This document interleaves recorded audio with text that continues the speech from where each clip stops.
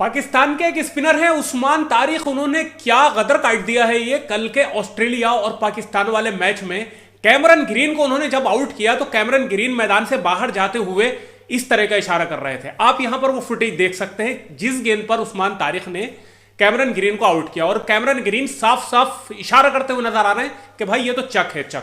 मतलब ये under arm गेंदबाजी भी नहीं है, कुछ अलग ही है। इस पर हम तबसरा भी करेंगे, इस पर बात भी करेंगे और डिटेल में देखेंगे कि क्या वाकई में ये गेंद जो है ये भट्टा गेंद है, ईटा गेंद है, जिसको हमारी भाषा में कहा जाता है कि जर्क गेंद है। भट्टा ही बोला जाता है, नॉर्मली भाषा में भट्टा बोलते हैं ऐसे गेंद को।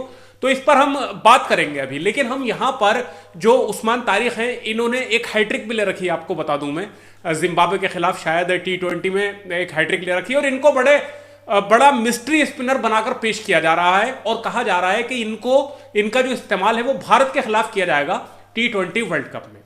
अब यहां पर इनको बड़ा छुपा के रखा जा रहा था, लेकिन कल ऑस्ट्रेलिया के खिलाफ इनको मौका दिया गया और उसके बाद इन्होंने जो गेंदें डाली हैं, एक तो इनका एक्शन जो है वो इस तरीके से लाते हैं और यहां पर ये हाथ रोक देते हैं, इतनी देर को रुका हुआ होता है। मेरा हाथ मुड़ा हुआ है, फ्रेम से बाहर चला जाएगा इसलिए हाथ इनका सीधा रहता है, और रोक कर फिर गेंद फेंकते हैं ये।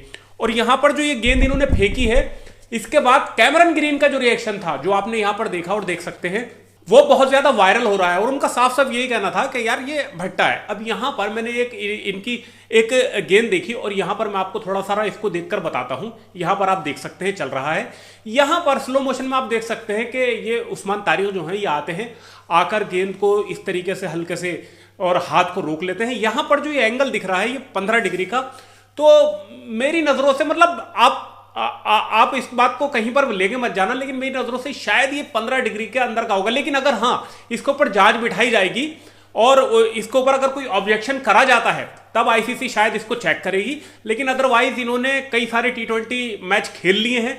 अब इस हिसाब से अगर कैमरन ग्रीन जिस तरह से बोल रहे हैं कि भाई ये जर्क है, तो ये एक मलिंगा का भी ऐसे ही हाथ रहता था, और ये क्रिकेट का जो नियम है कि 15 डिग्री से ज्यादा नहीं मुड़ना चाहिए। मतलब जैसे कि ये यूं समझ लीजिए कि 15 डिग्री, ये है तो ज्यादा डिग्री, लेकिन मैं आपको समझाने के लिए कह 15 है, अगर ये इतना मुड़ जाता है तो ये 9 बॉल हो जाएगी इस तरीके से, मतलब ये 9 बॉल हो जाएगी, 15 डिग्री से ज्यादा मुड़ जाएगा। तो लेकिन यहाँ पर स्लो मोशन में हम देख रहे हैं तो यहाँ पर शायद साफ साफ कहें तो शायद 15 डिग्री के अंदर का ही हो सकता है। बाकी जो एक्सपर्ट हैं वो इसको देखकर बता सकते हैं कि हाँ ये 15 डिग्री के अंदर का है, ये जर्क बॉल है, नो बॉल है, भट्टा है, क्या नहीं है, ये वो बता सकते हैं। लेकिन फिलहाल यहां पर उस्मान तारिक ने जिस टाइम पर कैमरन ग्रीन को आउट किया तो कैमरन ग्रीन बहुत ज्यादा नाखुश नजर आए।